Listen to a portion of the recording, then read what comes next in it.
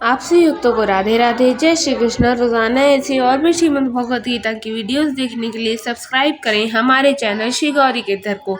इससे पहले की वीडियोस में हमने अध्याय 1 पूरा पढ़ लिया था और अध्याय 2 1 से 9 तक पढ़ लिया था। यदि आप उन सभी श्लोकों को और अध्यायों को पढ़ना चाहते हैं तो आप हमारे चैनल पर जाके सभी वीडियोस को देख सकते हैं। आज की इस वीडियो में हम सभी पढ़ेंगे श्लोक नंबर 10, 11 और 12। चलिए शुरू करते हैं आज के इस वीडियो को। अध्याय 2 श्लोक नंबर 10। तमुवाच ऋषिकेश प्रसन्नीव भारत सैन्योरुभयोर्मध्ये विषदन्तीमिदं वचः। अर्थ, हे भारत यहाँ धृतराष्ट्र को कहा गया है।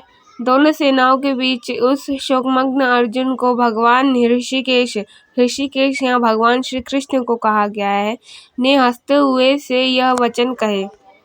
व्याख्या, इस प्रकार धर्म और अधर्म, शुभ और अशुभ, इन दो सेनाओं के समव्यूह के मध्य अर्जुन यह कह सकते हैं कि कोई जीव पूर्ण रूप से अपने सारथी भगवान श्री कृष्ण अर्थात सूक्ष्म विवेकवती बुद्धि की शरण में आत्मसमर्पण करता है, जो 5 अश्वों, पंच ज्ञान इंद्रियों द्वारा चलित रथ देह अपने पूर्ण नियंत्रण में रखते हैं। ऐसे दुखी और भ्रमित व्यक्ति जीव अर्जुन को श्री कृष्ण सहाय से उसकी अंतिम विजय का आश्वासन देने के साथ ही गीता के आत्ममुक्ति का आध्यात्मिक उपदेश भी करते हैं, जिसके ज्ञान से सदैव के लिए मनुष्य के शोक मोह की निवृत्ति हो जाती है। उपनिषद के रूपक को ध्यान में रखकर यदि हम संजय द्वारा चित्रित दृश्य का वर्णन उपयुक्त प्रकार से करें तो इसमें हमें सनातन परमार्थिक सत्य के दर्शन होंगे। जब जीव अर्जुन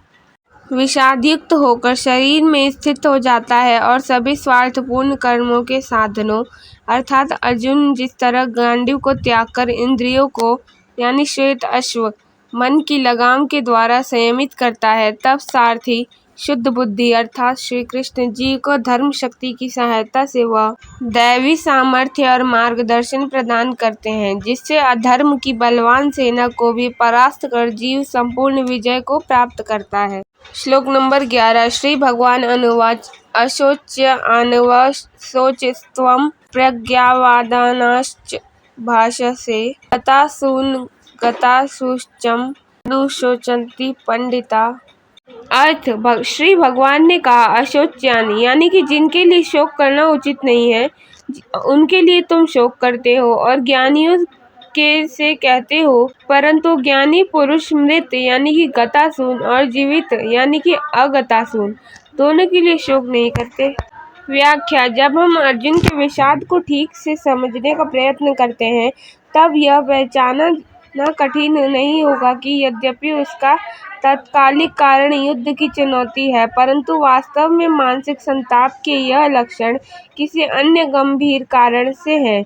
जैसे कि एक श्रेष्ठ चिकित्सक रोग के लक्षणों का ही उपचार न करके उस रोग के मूल कारण को दूर करने का प्रयत्न करता है, उसी प्रकार यहाँ भी भगवान श्री कृष्ण अर्जुन के शोक मोह के मूल कारण यानी आत्मज्ञान को ही दूर करने का प्रयत्न करते हैं। शुद्ध आत्म स्वरूप के अज्ञान के कारण अहंकार उत्पन्न होता है। यह अज्ञान न केवल दिव्य स्वरूप को आच्छादित करता है वरन उसके उस सत्य पर भ्रांति भी उत्पन्न कर देता है। अर्जुन की यह अहंकार बुद्धियां जीव बुद्धि की व शरीर मन और बुद्धि की उपाधियों से परिच्छिन्न या सीमित है, वास्तव में मोह का कारण है, जिससे स्वजनों के साथ स्नेह आसक्ति होने से उनके प्रति मन में यह विषाद और करुणा का भाव उत्पन्न हो रहा है। वह अपने को असमर्थ और असहाय अनुभव करते हैं। मोहग्रस्त व्यक्ति को आसक्ति का मूल्य दुख और शोक के रूप में चुकाना पड़ता है। इन शरीरादि उपाधियों के साथ मिथ्या तादात्म्य के कारण हमें दुख प्राप्त होते रहते हैं। हमें अपने शुद्ध आत्म स्वरूप का ज्ञान होने से उनका अंत हो जाता है। नित्य चैतन्य स्वरूप आत्मा स्थूल शरीर के साथ मिथ्या तादात्म्य के कारण अनेक वस्तुओं और व्यक्तियों के संबंध में अपने को बंधन में अनुभव करती है। वही आत्म तत्व मन के साथ अनेक भावनाओं का अनुभव करता है और मानो वह भावना जगत उसी का है।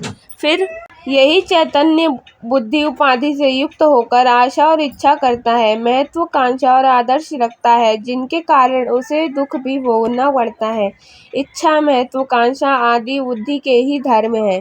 इस प्रकार इंद्रिय, मन और बुद्धि से युक्त शुद्ध आत्मा जीव भाव को प्राप्त करके बाह्य विषयों, अपने भावनाओं और विचारों का दास और शिकार बन जाती है। जीवन के असंख्य दुख और क्षणिक सुख इस जीव भाव के कारण ही है। अर्जुन इसी जीव भाव के कारण पीड़ा का अनुभव कर रहे हैं। श्री कृष्ण जानते थे कि शोकरूप भ्रांति या विक्षेप का मूल कारण आत्म स्वरूप का ज्ञान आवरण है, और इसलिए अर्जुन के विषाद को जड़ से हटाने के लिए वे उसको उपनिषदों में प्रतिपादित आत्म ज्ञान का उपदेश करते हैं।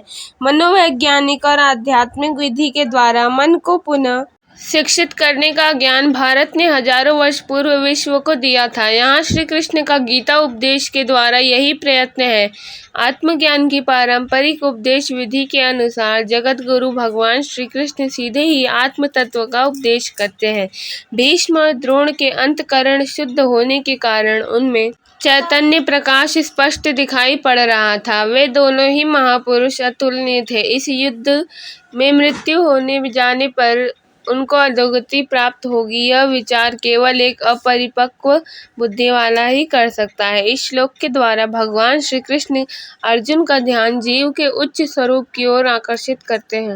हमारे व्यक्तित्व के अनेक पक्ष हैं और उनमें से प्रत्येक के साथ तादात्म्य कर उसी दृष्टिकोण से हम जीवन का अवलोकन करते हैं। शरीर के द्वारा हम बाह्य अथवा भौतिक जगत को देखते हैं, जो मन के द्वारा अनुभव किए भावनात्मक जगत से भिन्न होता है, और उसी प्रकार बुद्धि के साथ विचारात्मक जगत का अनुभव हमें होता है। भौतिक दृष्टि से जिसे हम केवल एक स्त्री समझते हैं, उसी को मन के द्वारा माँ के रूप में देखते हैं।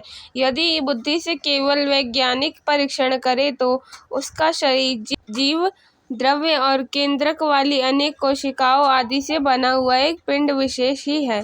भौतिक वस्तु के दोष अथवा अपूर्णता के कारण होने वाले दुखों को दूर किया जा सकता है यदि मेरी भावना उसके प्रति परिवर्तित हो जाए। इसी प्रकार भौतिक और भावनात्मक दृष्टि से जो वस्तु कुरूप और लज्जाजनक है, उसी को यदि बुद्धि द्वारा तात्विक दृष्टि से देखें तो हमारे दृष्टिकोण में अंतर आने से हमारा दुख दूर हो सकता है। इसी तथ्य को और आगे बढ़ाने पर ज्ञात होगा कि यदि हम जीवन को आध्यात्मिक दृष्टि से देख सके तो शारीरिक, मानसिक और बौद्धिक दृष्टिकोणों के कारण उत्पन्न विषाद को आनंद और प्रेरणादायक स्फूर्ति में परिवर्तित किया जा सकता है। यहाँ भगवान अर्जुन को यही शिक्षा देते हैं कि वह अपनी अज्ञान की दृष्टि का त्याग करके गुरुजन, स्वजन, युद्ध भूमि इत्यादि को आध्यात्मिक दृष्टि से देखने और समझने का प्रयत्न करे। इस महान पारमार्थिक सत्य का उपदेश यहाँ इतने अनपेक्षित ढंग से अचानक किया गया है कि अर्जुन की बुद्धि को एक आघात सा लगा। आगे के श्लोक पढ़ने पर हम समझेंगे कि भगवान ने जो यह आघात अर्जुन की बुद्धि में पहुंचाया, उसका कितना लाभकारी प्रभाव अर्जुन के मन पर पड़ा। इनके लिए शोक करना उचित क्यों नहीं है, क्योंकि वे नित्य हैं। कैसे भगवान कहते हैं, श्लोक नंबर 12, न त्वेवाहं जातु नासं न त्वं नेमे जनाधिपा न चैव न भविष्यामः सर्वे वयमतः परम। अर्थ, वास्तव में न तो ऐसा ही है कि मैं किसी काल में नहीं था, अथवा तुम नहीं थे, अथवा ये राजा लोग नहीं थे, और न ऐसा ही है कि इससे आगे हम सब नहीं रहेंगे। व्याख्या, यहाँ भगवान स्पष्ट घोषणा करते हैं कि देह को धारण करने वाली आत्मा एक महान तीर्थ यात्रा के लिए निकल पड़ी है, जो इस यात्रा के मध्य कुछ काल के लिए विभिन्न शरीरों को ग्रहण करते हुए उनके साथ तादात्म्य पर विशेष अनुभवों को प्राप्त करती है। श्री कृष्ण अर्जुन को और अन्य राजाओं का उन विशेष शरीरों में होना कोई आकस्मिक घटना नहीं थी। न वे शून्य से आए और न ही मृत्यु के बाद शून्य रूप हो जाएंगे। प्रामाणिक तात्विक विचार के द्वारा मनुष्य भूत, वर्तमान और भविष्य की घटनाओं की सतत श्रृंखला समझ सकता है। आत्मा वहीं रहती हुई अनेक शरीरों को ग्रहण करके प्राप्त परिस्थितियों का अनुभव करती प्रतीत होती है। यही हिंदू दर्शन का प्रसिद्ध पुनर्जन्म का सिद्धांत है।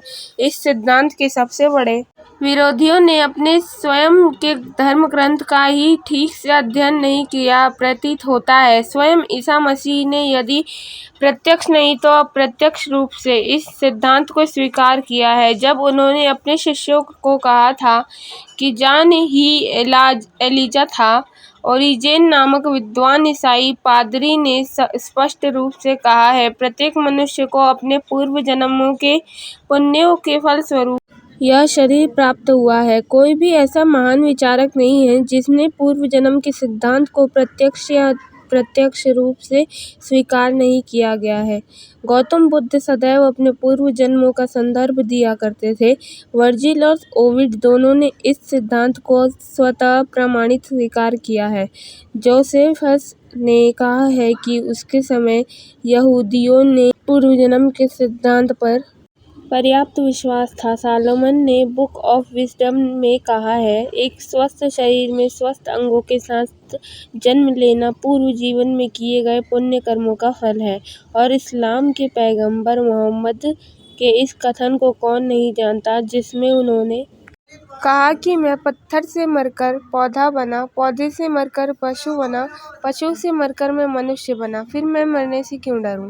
मरने से मुझ में कमी कब आई? मनुष्य से मरकर मैं देवदूत बनूंगा। इसके बाद के काल में जर्मनी के विद्वान दार्शनिक गोथे, फिख्टे, शेलिंग और लेसिंग ने भी इस सिद्धांत को स्वीकार किया। 20वीं शताब्दी के ही ह्यूम, स्पेनर ने और मैक्स मूल जैसे दार्शनिकों ने इसे विवाद रहित सिद्धांत माना है। पश्चिम के प्रसिद्ध कवियों को भी कल्पना के स्वच्छाकाश में विचरण करते हुए अंत प्रेरणा से इसी सिद्धांत का अनुभव हुआ, जिनमें ब्राउनिंग, रोसेटी, टेनिसन, वर्ड्सवर्थ आदि प्रमुख नाम हैं। जब भगवान ने कहा कि उन सबका नाश होने वाला नहीं है, तब उनके कथन को जगत का एक सामान्य व्यक्ति होने के नाते अर्जुन ठीक से ग्रहण नहीं कर पाए। उसने प्रश्नार्थक मुद्रा में श्री कृष्ण की ओर देखकर अधिक स्पष्टीकरण की मांग की। इनका शोक क्यों नहीं करना चाहिए, क्योंकि स्वरूप से ये सब नित्य है। आपसी भक्तों को राधे राधे, जय श्री कृष्ण। रोजाना ऐसी और भी भगवद गीता की वीडियोस देखने के लिए सब्सक्राइब करें हमारे चैनल श्री गौरीधर को। यदि आपको वीडियो अच्छी लगे तो चैनल को लाइक, शेयर एंड सब्सक्राइब जरूर करें। और हाँ, सब्सक्राइब करना बिल्कुल भी ना भूलें। ध्यान से सब्सक्राइब कर दें चैनल को, क्योंकि वीडियो बनाने में बहुत मेहनत लगती है। जय जय श्री राधे।